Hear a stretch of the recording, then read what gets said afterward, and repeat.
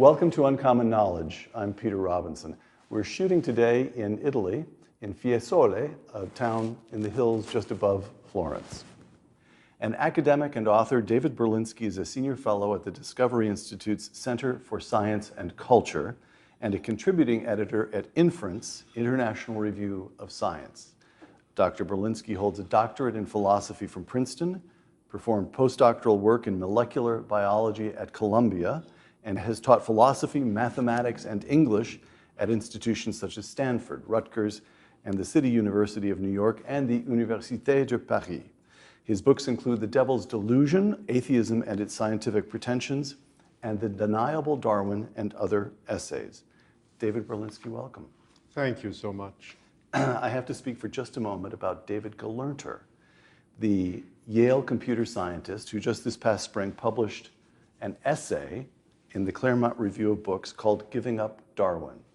Quotation, "There's no reason to doubt that Darwin successfully explained the small adjustments by which an organism adapts to local circumstances, changes to fur density or wing style or beak shape. Yet, there are many reasons to doubt whether he can explain the big picture, not the fine-tuning of species, but the emergence of new ones. The origin of species is exactly what Darwin cannot explain," close quote. Now, David Gelernter is a leading computer scientist, and computer science is at the very center of everything that's cool about the new economy, about the current academia. It's technocratic, it's rational, you don't have to ask ultimate questions. And here's Gelernter going over to the kooky side. And why does he do this? In part by reading the work of David Berlinski, which David Gelernter in his essay referred to as, quote, essential. So take me through a few of your arguments from the Deniable Darwin, bearing in mind that you have a lot to answer for. A lot to answer for. Look, since Darwin published in 1859, everyone has pretty much recognized what the problem is. The problem is at the end of the inference, we have something we cannot properly describe, a living system. How on earth are we to place our confidence in a process of evolution if we can't characterize what it reaches?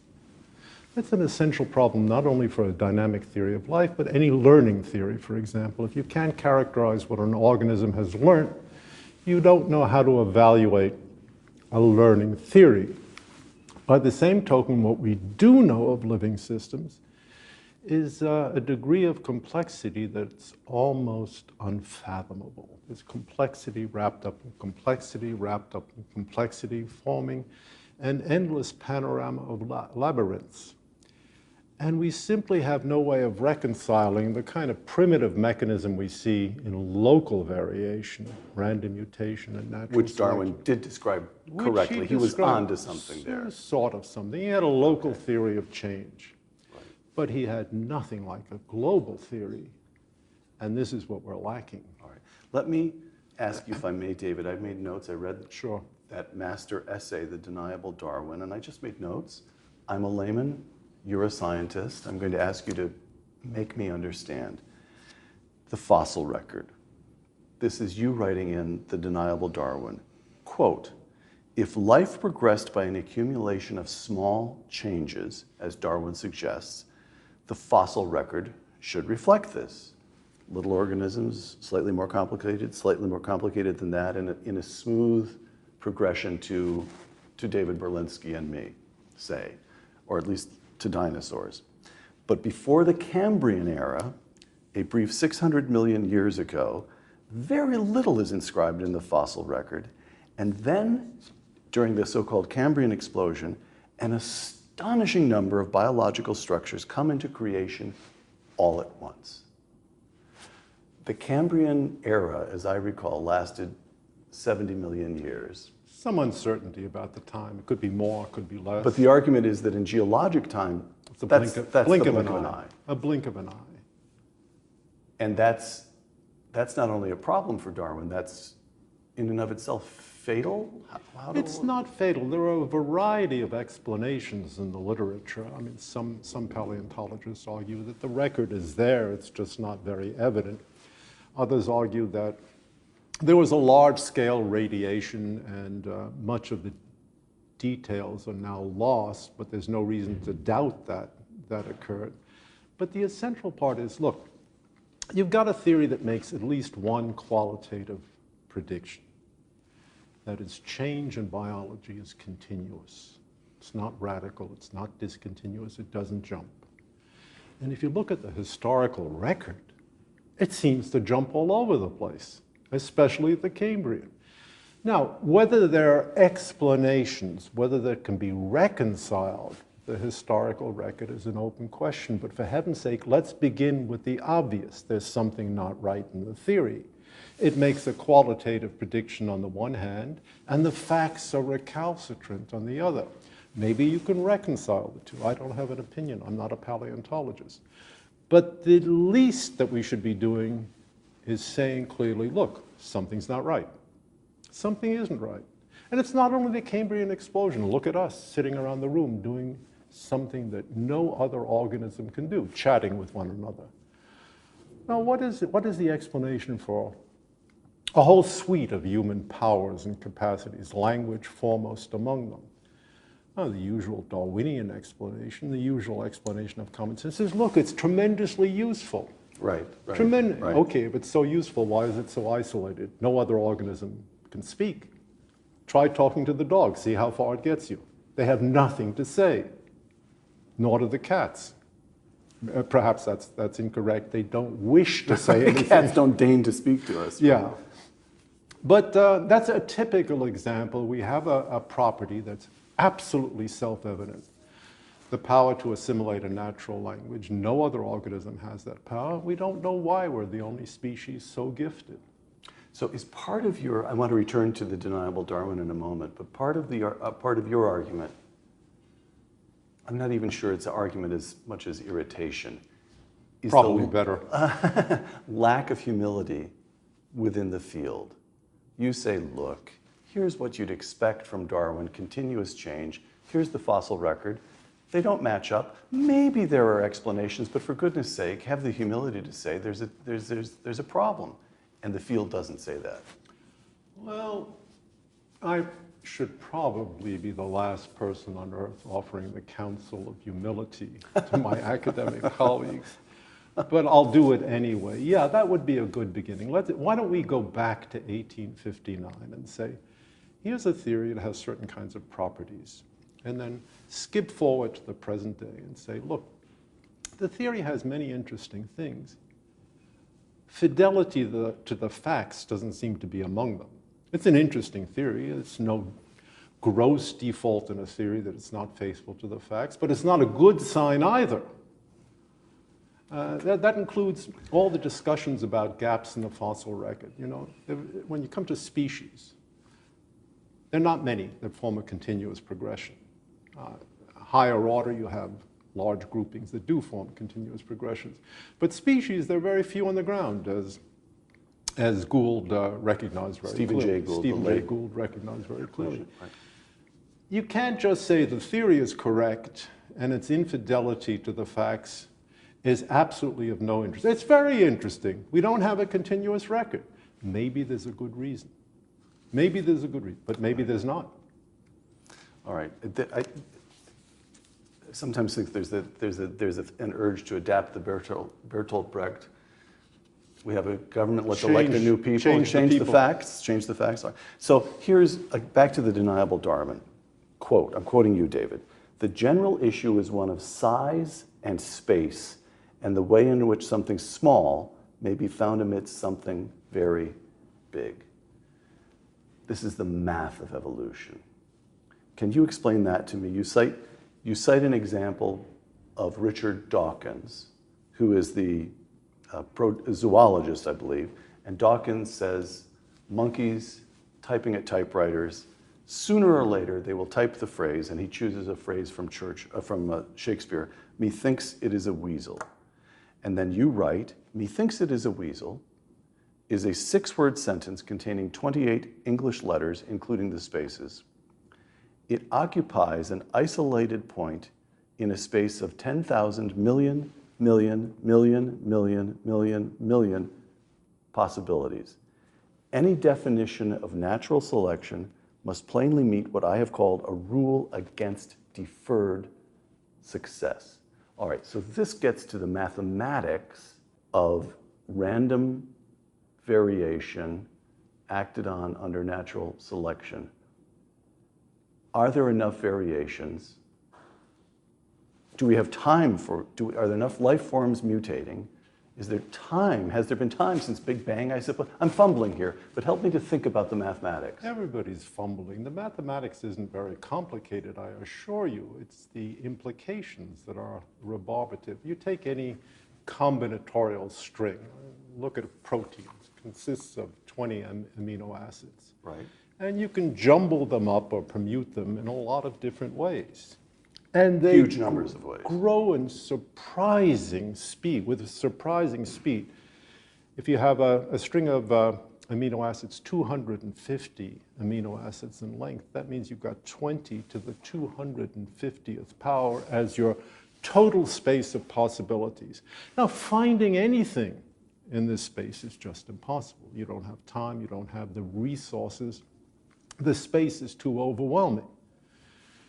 What you cannot do in Darwinian theory is say, I know what I'm looking for. It happens to be a needle. This is a haystack. I know what a needle looks like, and I can go find it. Yeah, you can do that. There's no problem about that. But Darwinian evolution is blind to the future. All success is local at a particular moment in a particular space and time. If so, how is some complicated protein ever found?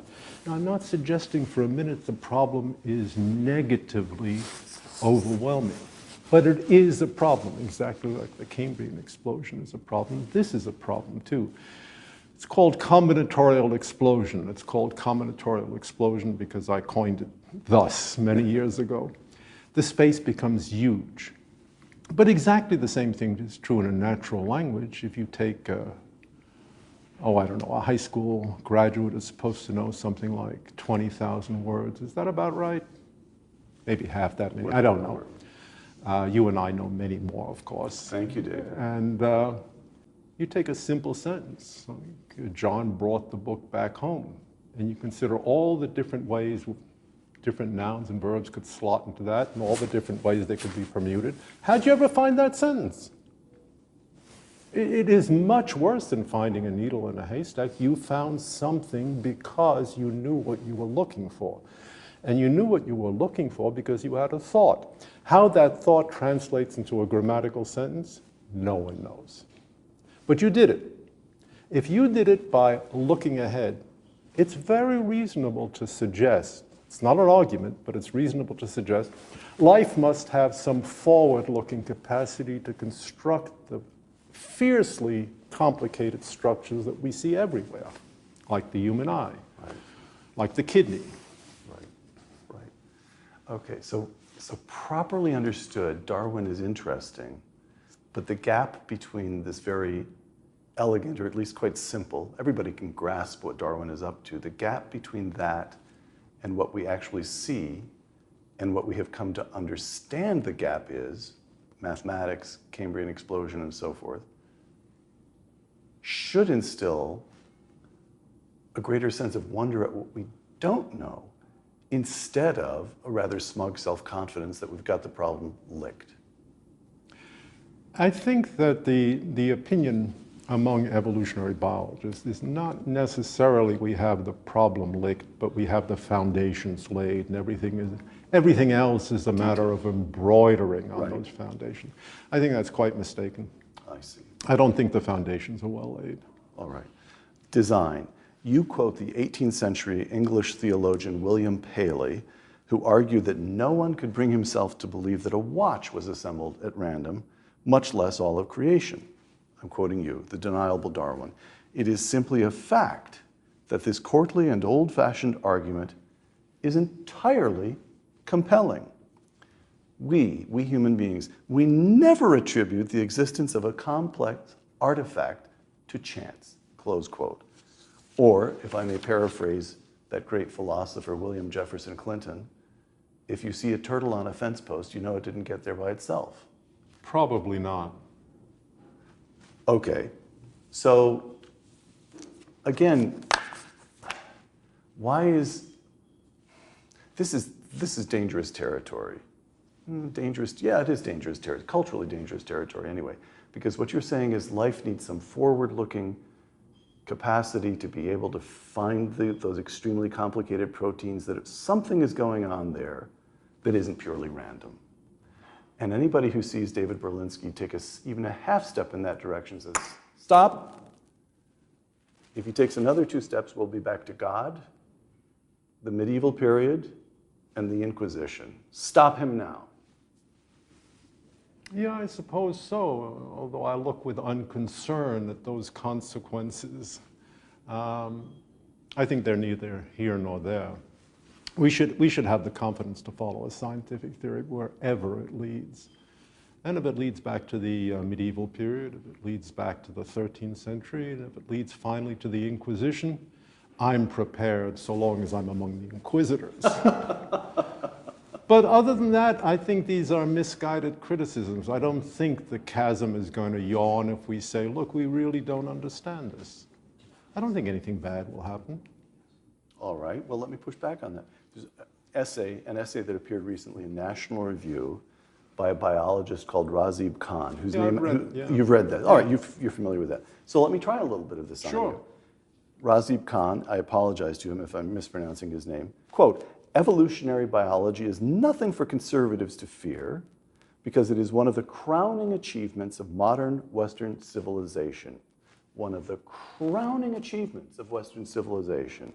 The science built upon the rock of Charles Darwin's ideas is a reflection of Western modernity's commitment to truth as a fundamental value, close quote.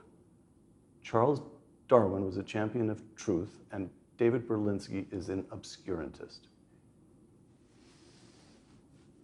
I guess. The rhetoric alone should give you a little twinge of doubt. A crowning achievement of Western civilization? I don't know. Maxwell's theory of the electromagnetic field, for sure. Darwin publishing at the same time, an interesting view, not his uniquely. I mean, Alfred Wallace had the same idea. But Alfred Wallace was very significantly cognizant of the limitations of those theories. Darwin was not. Its influence, let's put it this way.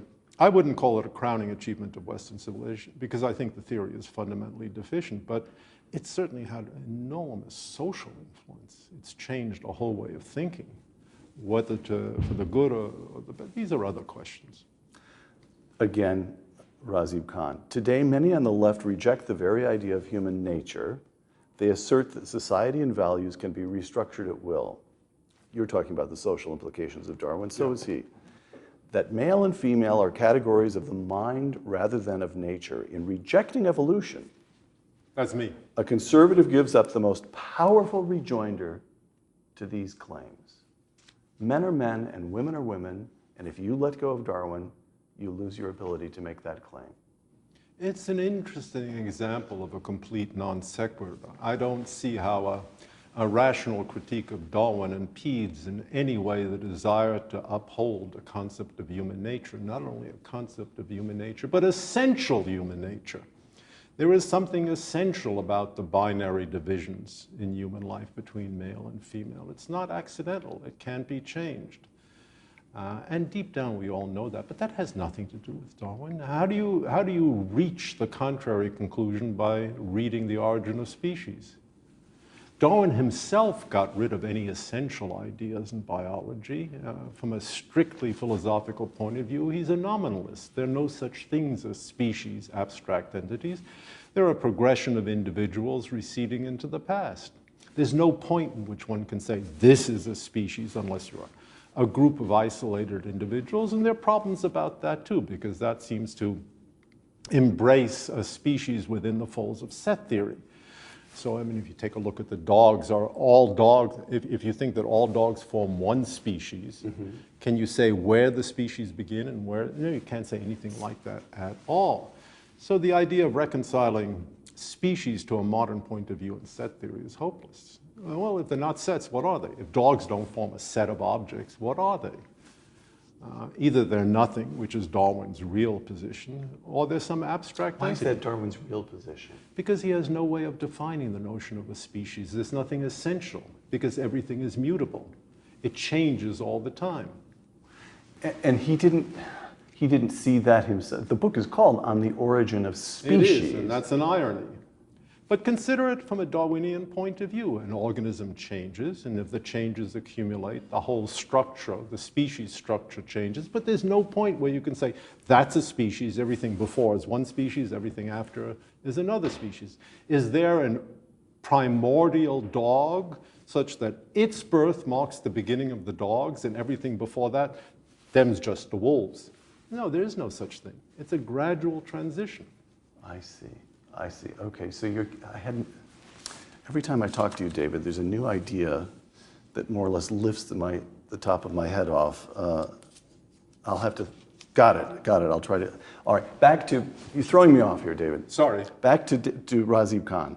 One last excerpt from his recent article in National Review. Quote, looking forward, the energies of the right are not most fruitfully spent on debating descent with modification and common origin of life.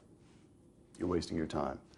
The seeds of both tyranny and democracy were sown by the evolutionary pressures that shaped humans over millions of years. We should not pass up knowledge and insights that might help in preserving what we think is good, beautiful, and true. Close quote.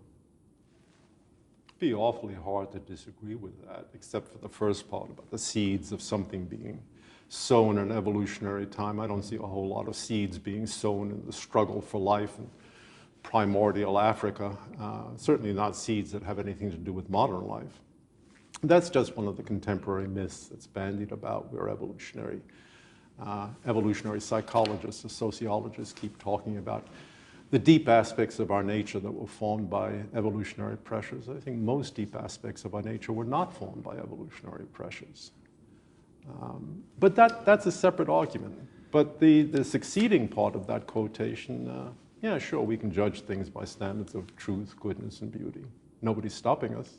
All right. David, you recently, in Inference, the International Review of Science, which you helped to edit, you published a review of something that somebody worked very hard at and it was a clear effort to achieve something good. And that object was a book called Blueprint, and it is a book by the Yale sociologist and physician, Nicholas Christakis, whose name I may be mispronouncing, but I tried hard to get it right. Nicholas Christakis, and the name of the book is Blueprint. And Christakis says, we live at a difficult moment. Europe is in turmoil, more turmoil coming, immigration pressures, rise of China, tensions between China and the United States, and it is in the air that we are predisposed toward violence and disorder because of evolutionary pressures. But let me, Nicholas Christakis, produce a book showing the way that we are predisposed to cooperate, to form groups, to work for the good as well by evolution. The book runs to more than 500 pages, but the argument in brief, and I quote it from Blueprint, natural selection has shaped our lives as social animals. You should be happy about this. Priming our capacity for love, friendship, cooperation, learning, and even our ability to recognize the uniqueness of other individuals. All this from natural selection. We each carry within us an evolutionary blueprint for making a good society. Close quote. And I have to tell you that the tenor of your review is one in which you are just not impressed. Why is that? Well, divide through those statements by natural selection, you're left with rather an optimistic credo. We are, by and large, disposed to certain worthwhile ends, and we have the means to pursue them. Yeah, that's true, sometimes. The negation is just as true if you look at the 20th century, and all the virtues that he expresses, for example, cooperation, can be put to very nefarious uses. Look, the Nazi Party was a marvelous engine of cooperation. All those Nazis cooperated with one another running death camps. Cooperation is relatively neutral. The Gulag couldn't have been maintained without cooperation either. China couldn't be maintained under Mao in the 50s and 60s without large-scale cooperation. This hasn't passed the level of the bromide, something one swallows and expects some relief for heartburn. The heartburn goes far too deep for this kind of analysis, the heartburn of the 20th century. And I'm not talking about indigestion either, I'm talking about heartburn. Mm-hmm. And we have very little by way of understanding what happened in the 20th century. Look, we're talking about 220 million excess deaths between 1914 and 1945. That's not something that can be relieved by calling to mind our powers of cooperation. If anything, there was far too much cooperation during those years. Very little love, far too much cooperation. So these offer little by way either of analysis, penetrating analysis of the sort, for example, that Hannah Arendt provided, mm-hmm. Hannah Arendt and the banality of evil, and the sources of totalitarianism. All of her books, at right. least she recognized the magnitude of the question that needed to be answered, which was why, after the relatively optimistic 19th century, was there a descent into barbarism in the 20th century? We don't know. And Charles Darwin doesn't help us answer it. It doesn't help much. By the way, the technique of argument in Blueprint, you write this. The argument, that is Christakis' argument in Blueprint, the argument is unvarying and proceeds from the common feature of social life to the gene acting as its presumptive cause. Yet we can complete no connection between any particular gene and any phenotypic trait. It's true, isn't it? Right. By a connection, I mean a complete causal connection. And it is remote in time, the time at which we're able to complete a chemical or a biochemical connection. We have no idea what takes place. I mean, you learn to walk, I learned to walk. You can say there's a gene for walking because we didn't learn it, but that doesn't tell you any more than that you learned to walk. David, in your review of Blueprint, the book by Christakis, you sum up your own view by writing this. If the blueprint for our social behavior circumscribes the terrible societies of the 20th century, it's too broad to be of interest. And if it is determined by the human genome, it's too narrow to be of hope. We must look to other sources for our common humanity. Which led me to wonder, what would David make of a certain document that I find compelling but difficult? And that is the address on the relation between faith and reason of then Pope Benedict XVI at 2006 at his old University of Regensburg, Germany. And I have no idea. I'm doing this because we're friends and because I genuinely want to hear what you have to make of this, what you make of this. So, and I may have to read a couple of longish passages to set it up. The Pope sets up the problem. Here's the problem, part one. Western thought has reached a point at which, quote, only the kind of certainty resulting from the interplay of mathematical and empirical elements can be considered scientific. By its very nature, this method, that is the scientific method as currently understood in the West, by its very nature, this method excludes the question of God, making that question appear unscientific or pre-scientific, close quote. And you come out of your chair and say, of course it excludes the question of God. God has nothing to do with science. Or is that not quite your response? Maybe it should be. What I do think is that if you look at the great theories in physics, that's really where the richest tradition lies that has some relevance to the world as it is, as opposed to mathematics. Physics explaining observed reality, the richness of reality. Physics explaining the world. Let's Right. put it that way. All right. Mathematics explains plenty of things, but I think that should be put aside as a separate case for the time being. But neither the assumptions nor the conclusions of any of the great four physical theories, Newtonian mechanics, Einstein relativity, quantum mechanics, quantum field theory, make any claims about the existence of God. They just don't mention it. Just leave it out. Just leave it out. That's either a good thing or a bad thing, but the fact is incontrovertible. These are not theological documents. Fine, treat them for what they are. They're physical theories. But don't argue, as so many people do, that their implicit conclusion is anti-theistic. It's not. There's no conclusion you can draw from special relativity that would indicate God does not exist, or that he does. Okay, fair enough, and I'm even following you, I believe. The problem, part two, the pressure on Europe from the Islamic world. Again, I'm quoting Benedict XVI. The world's profoundly religious cultures see the exclusion of the divine from the universality of reason, that is, we can talk about anything but not God, as an attack on their most profound convictions, a reason which is deaf to the divine and which relegates religion to the realm of subcultures. That's what you were saying, what you were describing, this notion of physics as disproving God, or in one way or another condescending to the religious, that relegates religion to the realm of subcultures, is incapable of entering into the dialogue of cultures, close quote. We have a problem. We Westerners have shoved any notion of religious thought, any sense of the transcendent, off to the children's table.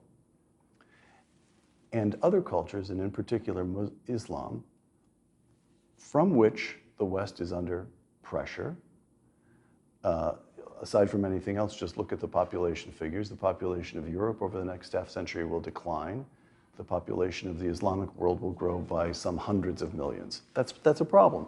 And we can't talk to them, let alone sorting out some kind of working. We can't talk to them because they take religion seriously. You admit that he's framed a real problem? Admit. At Grant, you'd agree. How would you see the problem? You're not impressed. I wouldn't express the problem in the way that he did. I think we're perfectly capable of discussing things with Islam.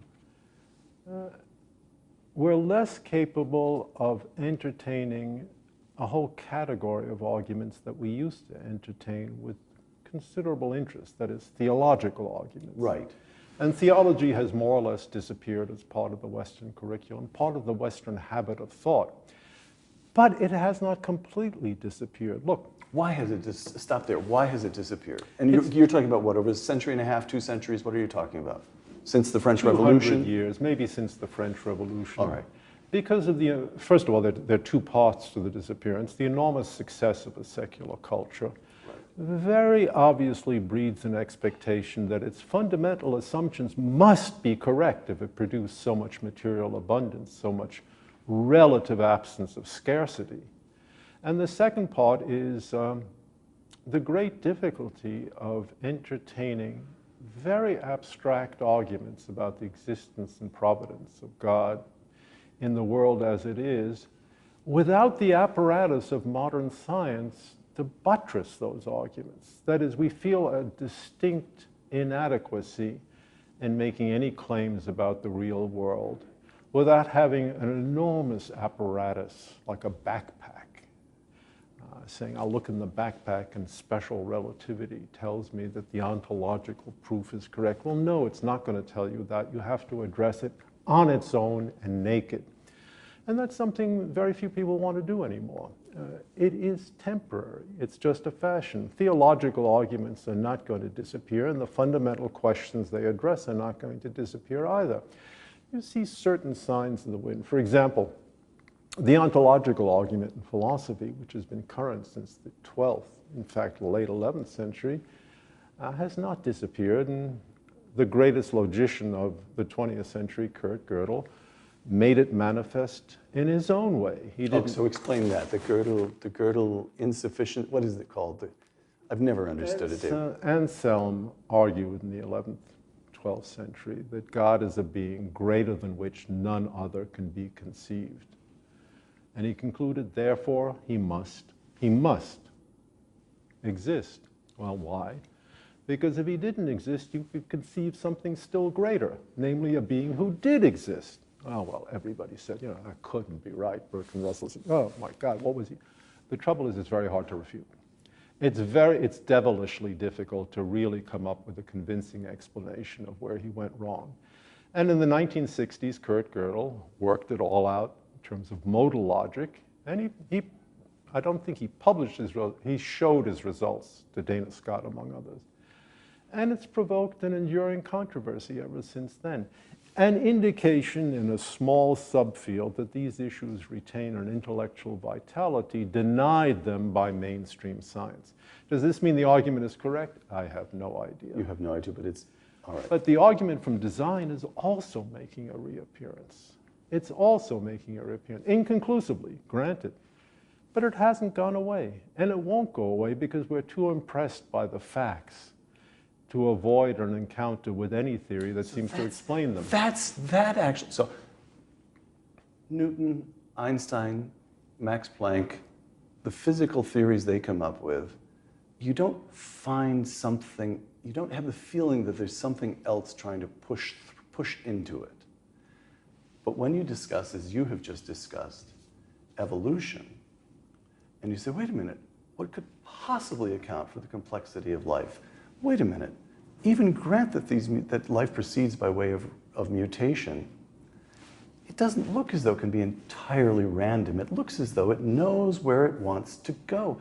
You feel as though just on the other side of the wall, there must be something there that's intelligent, there's something there. You don't feel that in physics, do you? And that argument from design is, look at this, it must mean something. You hear a murmur no matter what you study. Oh, you do? Oh, I think so. You look at physics long enough and the murmur becomes quite insistent. Why are the laws of nature the way they are? Why are the constants, the parameters fixed for the values that they happen to have? These may be bad questions, they may be good questions, they may be unanswerable or undecidable questions, but they are questions. They are questions, and the insistent murmur is heard whenever you push a discipline to a certain degree and with a certain effort of the will. So that wasn't Einstein's comments. We have a few comments in which he mentions God. There's certain theories of which he disapproves because God wouldn't play dice with the universe. The old one doesn't throw dice. The old one doesn't throw dice. Der Alte. But he wasn't just being coy. He felt it.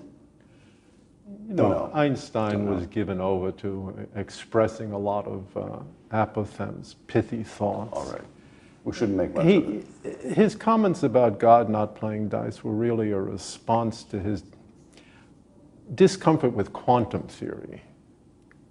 All right. But it was a fundamental attitude toward the universe as well, because Einstein believed in the rationality, the comprehensibility of the universe. Okay. Stop there, because now let me get you back to Benedict. You just said the rationality of the universe. And Benedict, in this speech at Regensburg, he quotes a medieval Byzantine emperor who is, and there's a dialogue, we have a dialogue between the Byzantine emperor and his Islamic captors. He'd been captured. And the Manuel II, it doesn't matter who he is, but he makes the argument, you must not attempt to convert by violence, by conquest, because that's an act against reason. And unreason offends against the nature of God, which is reasonable. And then the Pope, and that's in 1400 and something or other, as I recall, and here's what Benedict XVI says in 2006. Is the conviction that acting unreasonably contradicts God's nature merely a Greek idea, something that occurred in Byzantine culture? Or is it always and intrinsically true? And then he gives a little exegesis, modifying the first book of Genesis, the first verse of the whole Bible, John, Gospel of John, begins the prologue of his gospel with the words, "In the beginning was the Logos." And Logos, of course, means reason and word. It's the very idea that the Greek Hellenistic thought places at the center of its conception of reason. John thus spoke the final word on the biblical concept of God, and in his word, all the often toilsome and tortuous threads of biblical faith find their culmination and synthesis. So, in the distinctively Western Judeo-Christian tradition, I suppose one thing I'm asking is whether that tradition still lives, still informs us, still should inform us. There is no necessary contradiction between faith and reason. When Richard Dawkins, the zoologist, says, Darwin makes it possible to be an intellectually fulfilled atheist, he's talking nonsense. This is not easy for you. You don't like this. You don't like this line of thought. Well, look, intellectually fulfilled atheist. How full should an intellectually fulfilled atheist really be? Must he have answers to all the questions that human beings have asked since time immemorial? Or is it sufficient that he just dismisses a great many questions and reposes in tranquility thereafter? I think Dawkins really means the latter. It gives us freedom to ignore a lot of questions. And I suppose that's true. It's true empirically. But the questions return. The murmur is always heard if you listen carefully enough. The interesting question theologically is whether rationality is an essential attribute of the deity. And bear in mind, the Islamic tradition says no. Right. No. Yes. And that is a deep, a profound difference. You only have to talk to a Muslim theologian for 5 minutes to realize how deep that runs. God is limited by nothing, including the powers of reason. And this drove a great many medieval Muslim theologians mad. Al-Ghazali, for example, he couldn't reconcile that view of the deity with anything to which he was committed in virtue of his training in Greek logic, for example. So he simply stopped talking and stopped writing. His physician said very memorably, God put a lock on his tongue. And that's the only way he could reconcile these quite different impulses. Let me finish up Benedict and Regensburg. I'm having a lovely time just tossing these things at you and seeing what you do with them. This is the Pope, he's summing up here. This attempt, meaning his argument, painted with broad strokes at a critique of modern reason, strictly empirical scientific method, from within, has nothing to do with putting the clock back to the time before the Enlightenment and rejecting the insights of the modern age. Yet while we rejoice in the new possibilities science has opened, the material wealth the sheer success of empirical science in producing new wealth for society, right? We all rejoice in that. We also see dangers, and we must ask ourselves how we can overcome them. The enemy of modern life, all right. We will succeed in doing so only if reason and faith can come together in a new way. Does David Berlinski buy this? In this sense, theology rightly belongs within the wide-ranging dialogue of the sciences, precisely as theology as an inquiry into the rationality of faith. Only thus do we become capable of genuine dialogue of cultures and religions so urgently needed today. Faith and reason, not only is there no necessary contradiction, but we ought to recognize and in some way celebrate and in some way make use of the way in which the tradition we have inherited, the Judeo-Christian tradition, sees them as linked. Well, you've got a synthesis between two imponderables. I really don't know what commitment is made when I say, or somebody else says, I have faith. I have faith in a great many things. I use that locution, for example, I have faith that tomorrow morning the sun will rise, or faith that yesterday the sun did rise. I believe in reason to the extent that I understand what people are talking about when I believe in logic, let's put it that way. I know what a good argument is, what a bad argument, what soundness is, what validity is. Beyond that, reason seems to have very little meaning for me. So a reconciliation between two imponderables seems to me like the meanest sort of kisses sold under famine conditions. Yeah, that's what they are. The reconciliation is what it is, but it doesn't really mean anything. One thing I'm reasonably certain of is that theology as a discipline is not going to undergo a resurrection anytime soon. It's not. No, I don't believe it's just not interesting enough. Why would that be? There's a tremendous buffeting that ideas undergo. And the closest we can come to explaining them is to say that they're buffeted by taste, by changes in what we consider important. I mean, everybody who dismisses theology as a moribund science, for example, Richard Dawkins, you can be sure they're not studying it. They just know the outlines devoted to an examination of the property. It couldn't be anything that occupies an evolutionary biologist, and that's true. It's not anything that occupies an evolutionary biologist. Without a dedicated audience, the subject will perish, and that's what's happened over the last 200 years. It still exists in terms of Catholic hermeneutics. It exists in terms of different varieties of Catholic, Jewish, or Islamic doctrine, but it's not at the mainstream, and it's not going to move to the mainstream, and that's just a fact we have to accept. Last questions. Europe. You've lived here for a couple of decades now. Below replacement level birth rates, economic stagnation relative to the United States, relative to China certainly, uncertainty about the continued role or even over the long-term existence of the historic nation states, and under immense pressure from Africa, population of Europe flat, declining, population of Africa is expected to double by 2050. 2 generations from now, it will have doubled, and Europe will have begun a hollowing out. On the one hand, you've got Emmanuel Macron, President of France, Angela Merkel, Chancellor of Germany, who insist on a thoroughly secular Europe. On the other hand, one last time, Benedict XVI, this convergence of biblical faith and Greek philosophy with the subsequent addition of the Roman heritage created Europe and remains the foundation of what rightly can be called Europe, close quote. How does Europe survive? Must there be some kind of conscious return to the Judeo-Christian tradition? Are the secularists laïcité in France, is that the way to go? What? I certainly try not to think in terms of 2 generations into the future, because it's just too long a period. I can hardly make sense of what's going to happen next week, because there's so many surprises.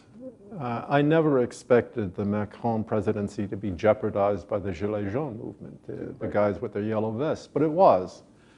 I didn't expect Merkel to have emerged from her welcome in 2015 politically handicapped, but she was.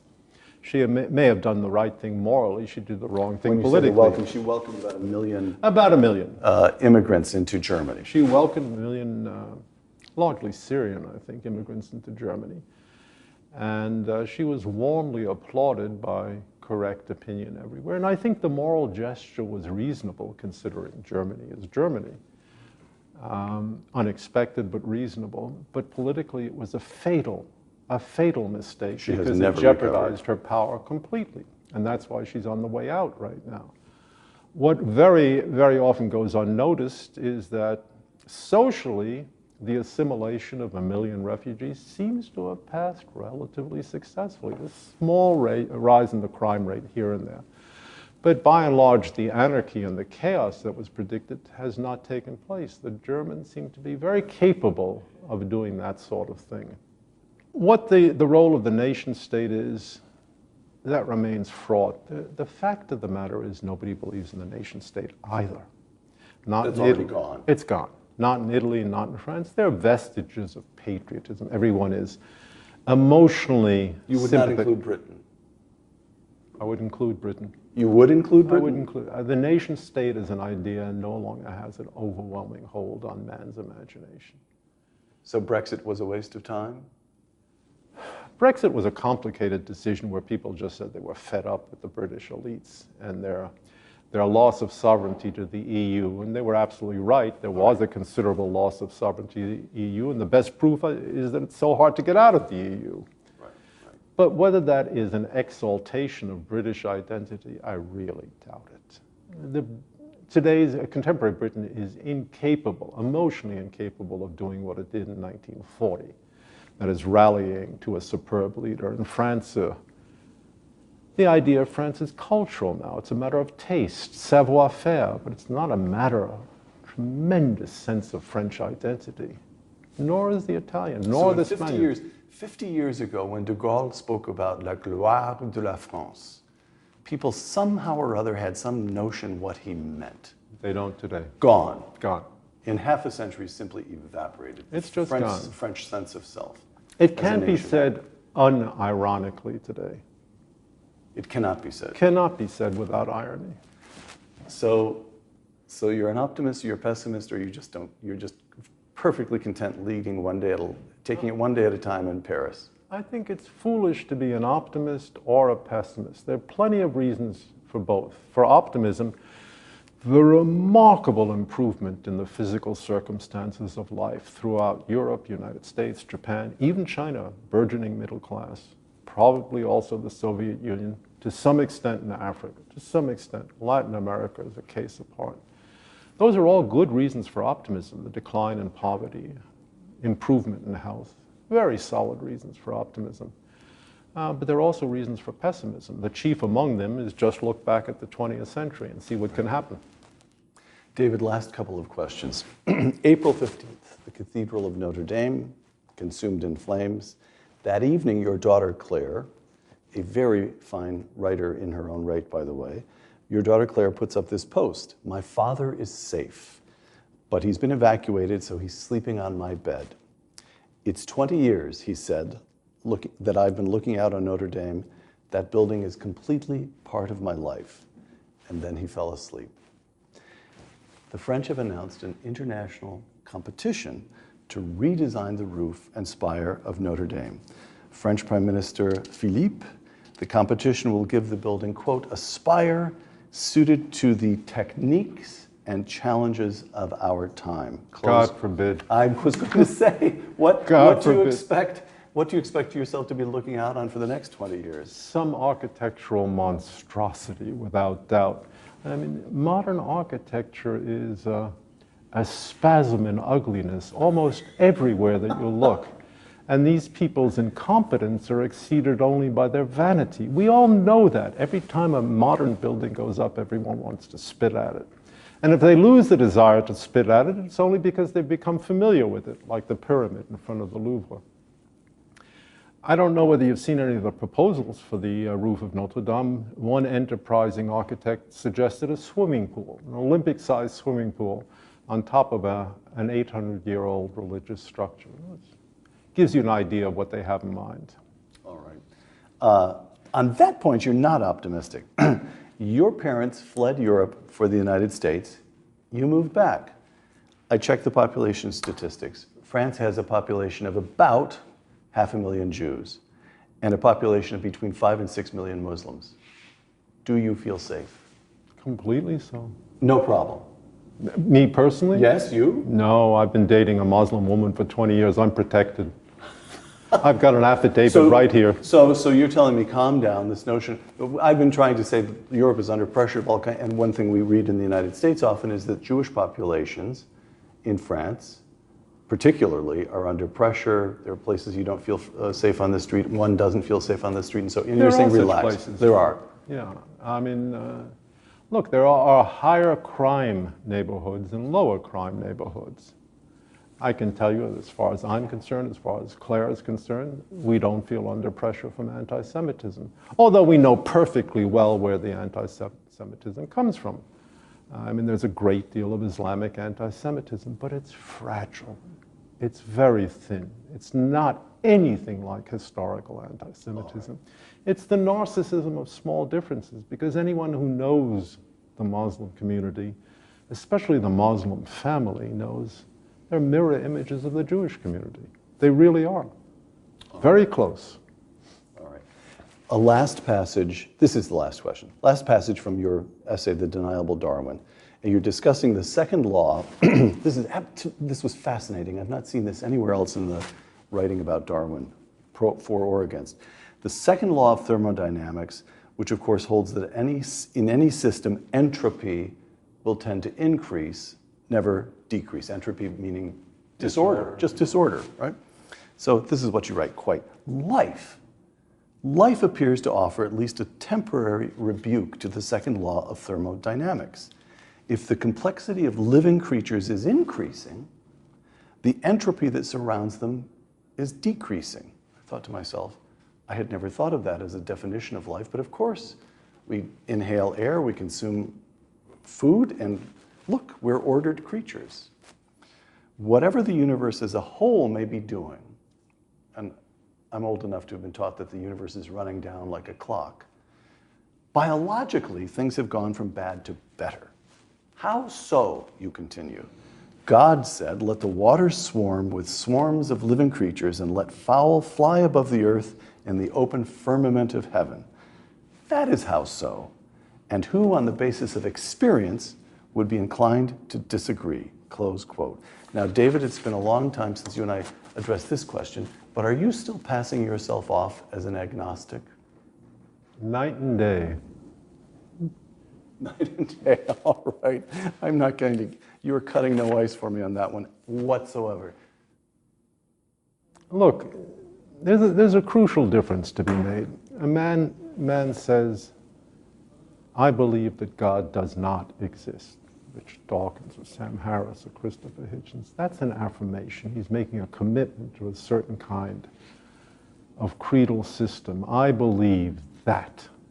And just as I believe there's no natural number between 4 and 5. I think I can show that very easily. A man who says, I don't believe that God exists, has no skin in the game. He's just saying that among his beliefs are not one that could be expressed as God exists. Doesn't mean he believes the contrary.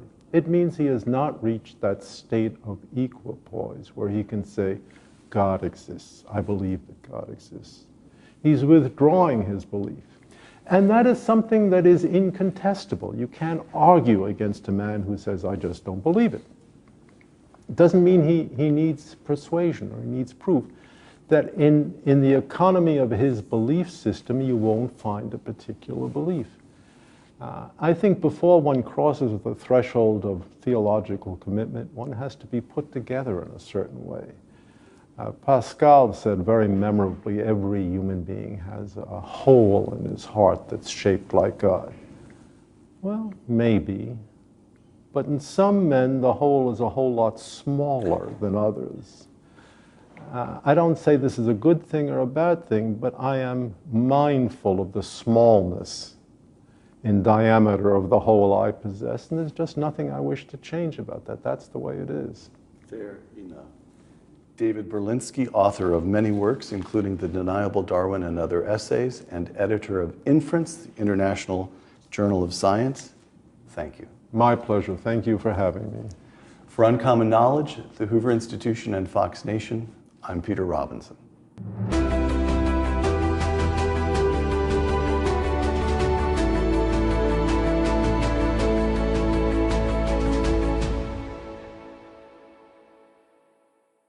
So my name is Scott Bornstein, and I am a pediatric oncologist, and I take care of children, teenagers, and young adults with cancer. I could not do my job without the volunteers who donate their blood and their platelets for our patients. The reasons why platelets are so important for cancer patients is that a lot of the treatments we use to treat cancer can have side effects. And one of the side effects is it affects your body's ability to make normal blood cells. And so after you get certain types of chemotherapy, your body can't make platelets, and so your platelet count falls and it makes you more likely to bleed. And so one of the ways that we help and support our patients that get intensive chemotherapy is we have to give them platelet transfusions. I just want to thank everybody who donates their blood to help our patients. We could not treat our patients without you, and you have my heartfelt gratitude. What if you could do one thing on Monday that might save a cancer patient's life on Wednesday? When you donate platelets, that's exactly what can happen. Platelets are tiny cells in your blood that form clots and stop bleeding. If you've ever fallen off your bike or cut yourself shaving, you've seen them in action. But these little cells do their best work helping cancer patients who often lack platelets due to the cancer or as a side effect of treatment. Platelets also prevent blood loss in patients undergoing surgery and organ transplants. Without platelets, patients wouldn't survive. They save lives every day. The challenge? Platelets are in constant demand by hospitals. And because platelets must be used within 5 days, new donors are needed every day. That's why we need you. Platelet donation is a little different than giving blood. Here's how it works. You'll make an appointment at a Red Cross donation center. During your visit, we'll draw blood through one arm, extract your platelets in a machine, and return the rest through your other arm. Relax, watch a movie, listen to music. A few hours later, you'll have donated enough platelets to help as many as 3 patients. So if you give on Monday, by Wednesday, she'll be able to recover quickly. He'll have a safe and successful surgery, and she will have the strength she needs to keep fighting. To learn more or schedule an appointment, visit redcrossblood.org/platelets or call 1-800-RED-CROSS. I went through probably the hardest thing that I'll ever go through in my life when I was diagnosed with cancer.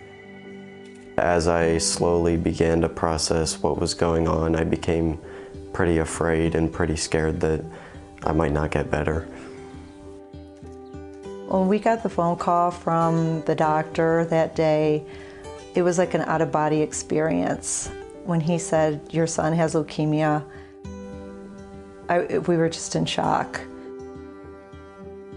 Troy needed blood and platelets right when he was admitted to the hospital, as soon as he was diagnosed. One of the times when we were in clinic and Troy was receiving chemotherapy, he also needed to get some platelets, and we were waiting for them to come, and the nurse would come in and say, "Oh, the platelets aren't here yet." You know, another half an hour or hour would pass, and they're still not here yet. There's a shortage of platelets. My mom and I were both pretty concerned that I wasn't going to get the platelets in time, and I became pretty afraid and pretty scared that I might not get better.